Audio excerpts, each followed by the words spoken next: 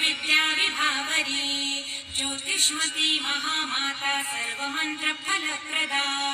दारिद्र्यध्वंसिनी देवी हृदयग्रन्थिभेदिनी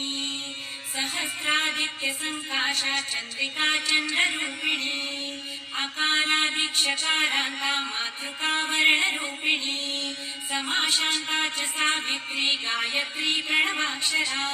शाकम्भरी वैष्णवी च सर्वदेव नमस्कृता नवदुर्गा विशालाक्षी करवीरनिवासिनी अब्जिका कौलिका शास्त्री वीणा पुस्तकधारिणी सर्वशक्तिस्त्रिशक्तिश्च ब्रह्म विष्णु शिवात्मिका।